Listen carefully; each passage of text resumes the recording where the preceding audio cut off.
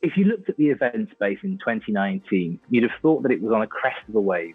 Last year saw the opening of the Dubai Coca-Cola Arena, and over in Saudi Arabia, the event space exploded with a huge appetite for concerts with some of the biggest names of the planet coming to the kingdom. Fast forward to 2020, and the turnstiles came to a halt, the seats remained empty as venues were forced to shut their door amid coronavirus. But finally, here in the UAE at least, are we beginning to see the green shoots of recovery? Now, joining me today are two people that might be able to give us some insight into that. The first is Ngata, the CEO of the Dubai Coca-Cola Arena. And the second is Jalal Kavuklu of SAS Middle East and Africa. And these guys have been conducting research into how venues can safely welcome back the crowds. Gentlemen, thank you for joining me today.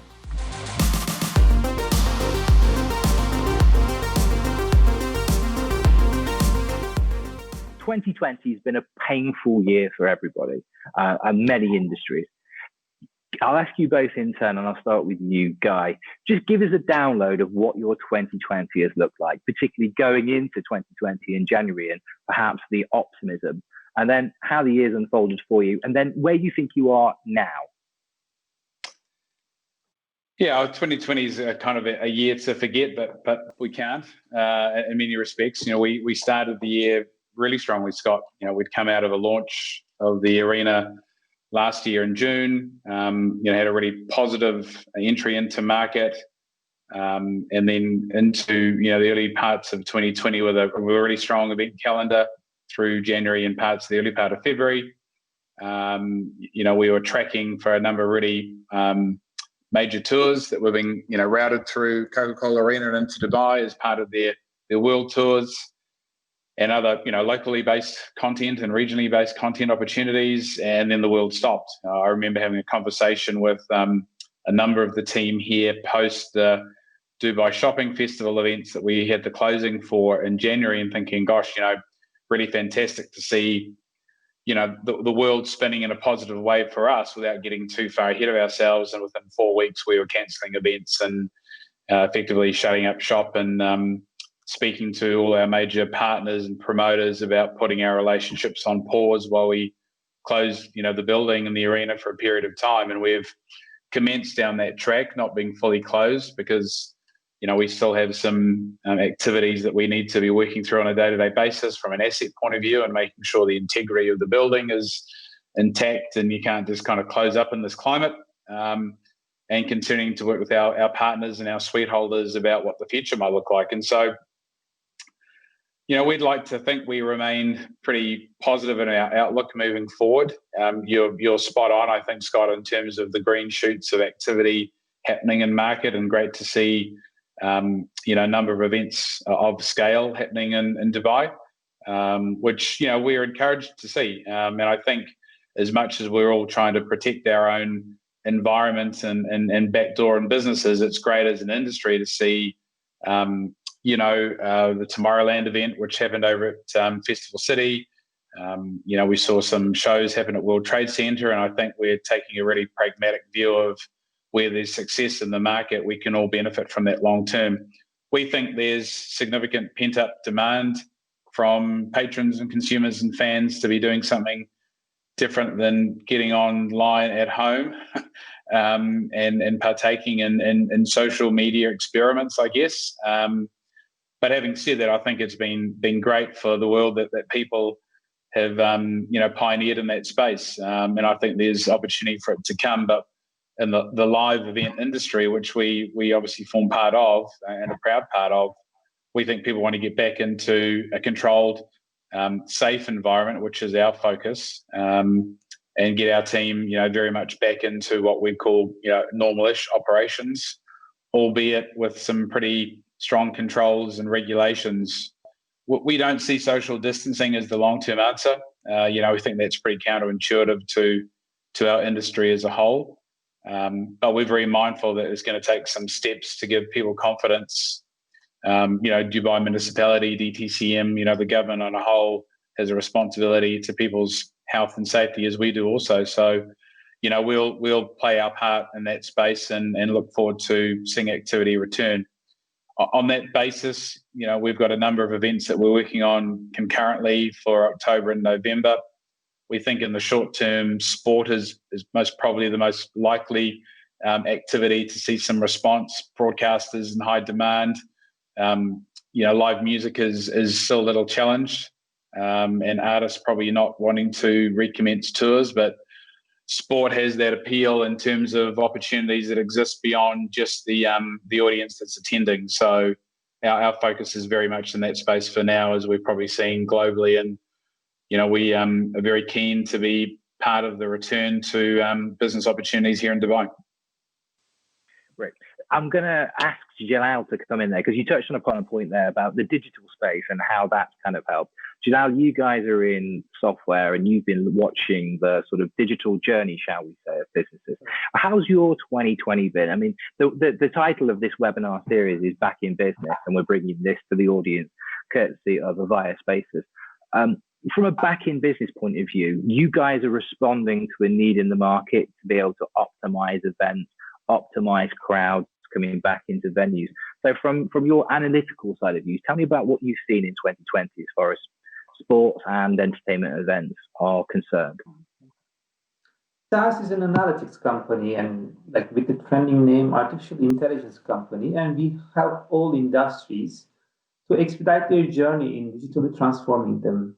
So there were frontier industries like banking, like telco, like retailers, who were already adapting these kind of technologies to provide better customer experience and to promote their products and services in a better way to optimize their revenues.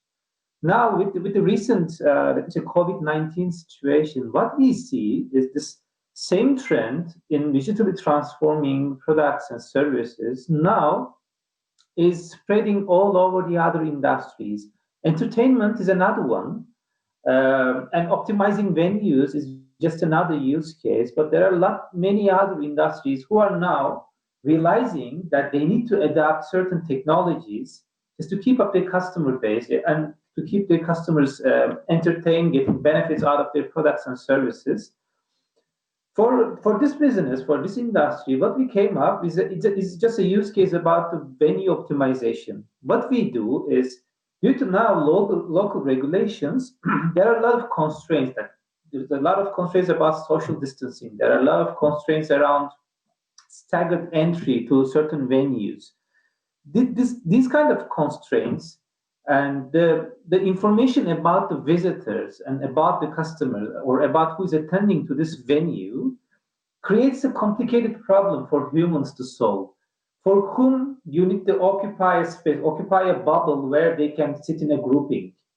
For whom you need to separate them in another row. For under which constraints you have to occupy certain seats, under which constraints you have to leave a certain space among themselves, and to which you need to sell these tickets to optimize your revenue overall, because now we work in a reduced capacity in these kind of venues. So SaaS has come up with this kind of a solution, AI-driven, which you can incorporate all of the constraints of a venue, like how many seats you have, what is the local regulation, social distancing protocol, how many people are allowed to sit in a group, what kind of a settlement you have to apply to your venue, and the areas where you don't allow people to sit, what kind of other stuff you can put to just create another revenue stream by using analytics or monetization.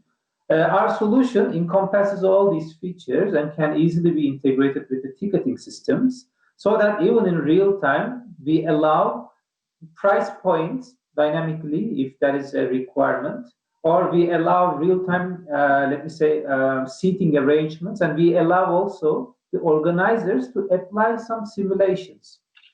Because there are always areas where you can play with these constraints based on the local guidance. So based on applying some, for instance, pricing sensitivity, based on applying some social distancing constraints, you can understand, and based on the available ticketing requests, you can even simulate what kind of revenue you can generate out of these combinations, and you can optimize the seating accordingly.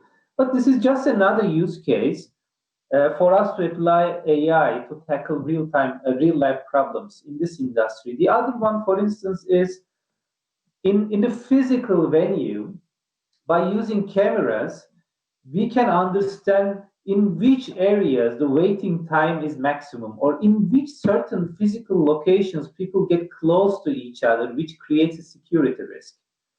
So by applying this footfall analysis, by real-time analyzing the camera feeds, we can track people, we can understand how much they get close to each other, and we can create alerts, and we can optimize the venue organization to better, let me say, locate these kind of areas for minimal contact.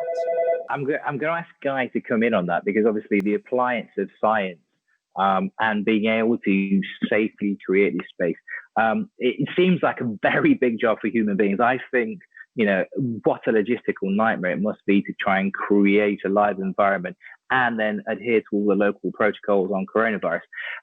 What kind of work have you been doing in this space? Because obviously I imagine you've perhaps taken advantage of the downtime that coronavirus has given you to kind of improve your systems so that the attending public feel safe when they come to an event at Dubai Arena. Arena. Yeah, so one of the first global initiatives from ASM Global is I guess a global leader in this space in terms of venue management, facilities management, was to look at the impact of this and get front foot in terms of the thinking around returning to business activity when that would occur.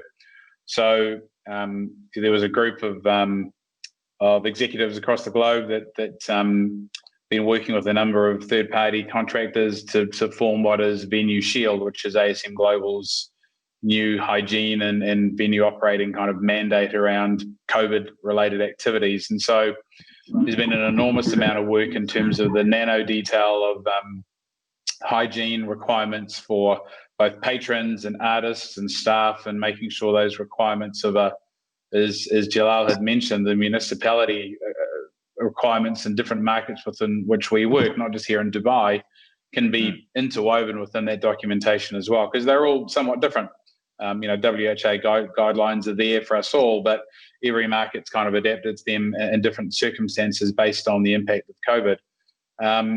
So there's been an enormous amount of work done in that space. We know it's about creating confidence from a consumer capacity point of view, but also from an artist point of view and staff. We've got to give everyone that safety and knowledge in terms of what we're doing. And so, hygiene has always been an enormous issue and a responsibility that we've had, and safety has been a key fundamental to our business operations from day one.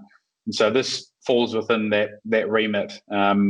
So, the distancing, the hygiene, the access to sanitisation, the comfort in knowing that when you arrive at the arena, pre-show that it's been the hygiene kind of application has been in place in advance of, and giving people comfort in that space. How you deal with people departing en masse, and that bottleneck at times of which that creates, and that's always an issue for a venue in terms of mass egress from how people can utilise transport and functionality and facilities. That's even further complicated now in terms of making sure people can flow out of a venue in a controlled manner. So as we're seeing, much smaller numbers of people in this, what we're calling interim return or forthcoming interim return, they'll give us an opportunity to scale that up over time and think more carefully. But already it's about giving people a level of comfort, removing a large number of those touch points which occur within a building, be it from a food and beverage capacity, contactless payment, contactless ticketing operations, ensuring that distance control is maintained throughout the different parts of the building, and that's a challenge. We build buildings to meet a capacity and to have drivers in terms of what we'd call that hierarchy of needs for people as they move through a building. But it certainly didn't take into account designs which were COVID required. So we've had to be pretty nimble in our thinking about entry points, thermal cameras and imaging in that regard, how we deal with someone that may not meet those initial temperature controls and regulations, because you can't just say don't come in. Sometimes you've got to make sure there's a process in terms of how people have a level of comfort about that next step. So there's a lot to have been considered, and there'll continue to be more curveballs thrown our way. I think the key thing is really clear communication in terms of what it is that we are providing, working very closely with municipal governments, understanding our building and the responsibilities that we have to patrons, to clearly to artists and to performers, and to staff, because we want all those different groups to feel comfort and happily return to activity. Looking around the world globally, we look at the US, we look at the UK. It feels like this region, and particularly perhaps the UAE, have had a very different pandemic. There was swift action taken at the start, and we're now feeling the benefits of that. Do you think that this region is uniquely placed to kind of drive recovery in this space? And I'll start with Jalal, because obviously you work in the Middle East, but you're part of a global company which has been looking at analytics. Are you seeing a different story here in this region compared to the rest of the world in terms of events being able to come live again? And perhaps this is why you've focused on the solutions that you've been looking at. And then Guy, I'll come to you from a kind of realistic point of view, what your feeling is here as well. So I'll start with you, Jalal, if we can. UAE versus the global picture. I think UAE compared to global has a better recovery rate, let me say trend or pace. Why? Maybe due to its demographics, due to maybe many people are now living in UAE that come from different countries, that come from different, let's say, perspectives and backgrounds. And most people in Dubai are commercially driven people who also love to entertain. That's why they're not moving into other cities who can commercially entertain them, but not can provide many entertainment options that Dubai offers. So it's a unique blend. That's why what we see in UAE is better adapting the new reality. All these e-services, for instance, Uber Eats, Deliveroo, all these electronically provided services like payment services, retailers, groceries, everyone is now fully on board with these kind of services in UAE. Considering also the population and young population we have and eager to use technology to tackle daily problems, I think we see a very good adoption in UAE, especially in Dubai, and that applies to these kind of events as well. I think UAE is one of the few, let me say, cities or countries who are even allowing people or encouraging people to go outside with preventive measures on. And I think it's going to be well perceived as long as we can just fulfill these kind of requirements electronically and in a safer way. And as Guy suggested, all these cashless payments, all these no-touch, let me say, interactions in the venues will only help. And Guy, then I'll come to you from Dubai Coca-Cola Arena's point of view. UAE uniquely placed to meet this challenge. We heard from the tourism chiefs just in the past week. We were talking to Arabian Business about how GITEX will happen this year and the Dubai International Boat Show will happen this year. And over in Abu Dhabi, they're talking about the F1 Grand Prix and them looking to get at least 10% of the fans back if they can. So there seems to be the appetite. Do you feel that the UAE is in this good space to try and drive and lead the way forward back to live events? Oh, very much. I think it starts with that appetite or that drive from leadership to enable a number of those triggers and those recommencement points. I think you're spot on, Scott, in terms of Dubai leadership, taking a position very quickly here in the UAE and in Dubai relative to us, and probably quite challenging in some respects for people in terms of that initial period of time. But with that's come some confidence. I think the rollout of activity, which has been progressive and ongoing, has provided some more kind of consumer confidence in some ways, even be it numbers are still kind of trending in a way which they'd prefer that they weren't trending. But I think there's been a handful of places globally that have taken a really proactive, stance and not being pro-Kiwi. I'm a New Zealander and I spent a bit of time during the pandemic back in New Zealand, and we had apparently conquered COVID back in New Zealand, and then it came kind of flooding back, after about 100 days, which, being in an island, at some point your borders are going to be what determines your ability to keep COVID out, I guess. But that's not sustainable long term.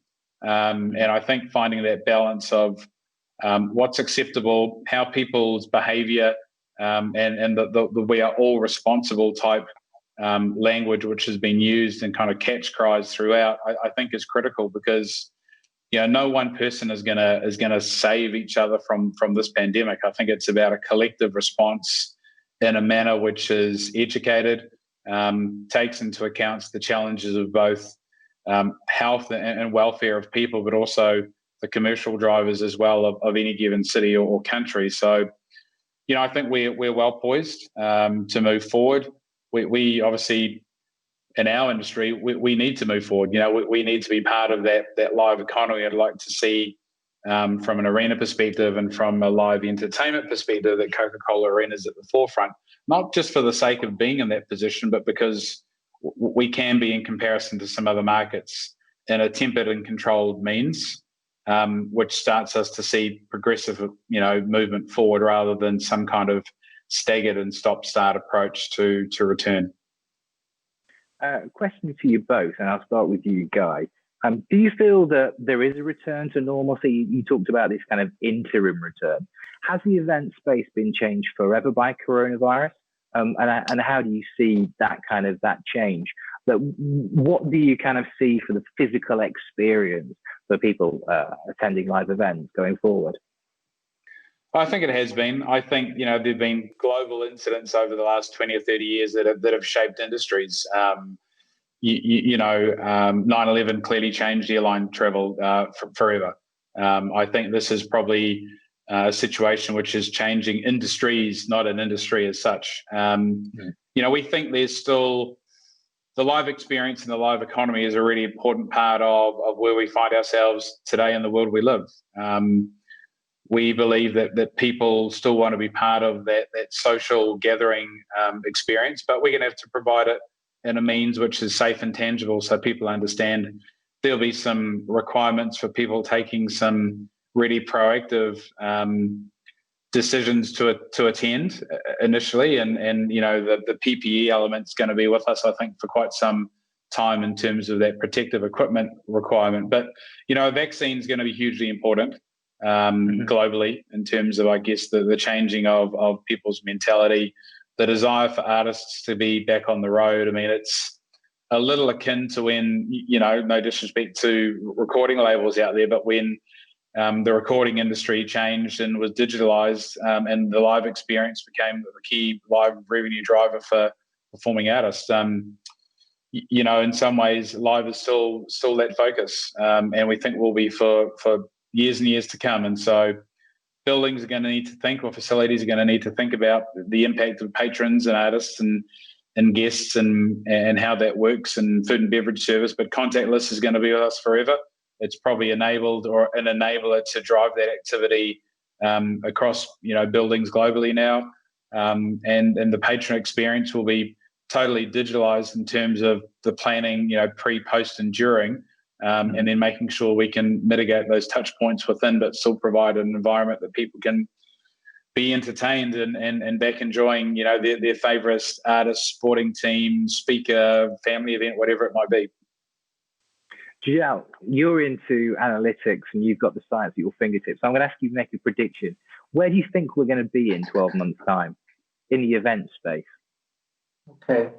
So I think what COVID-19 did is all just enabled us to fast forward in the timeline.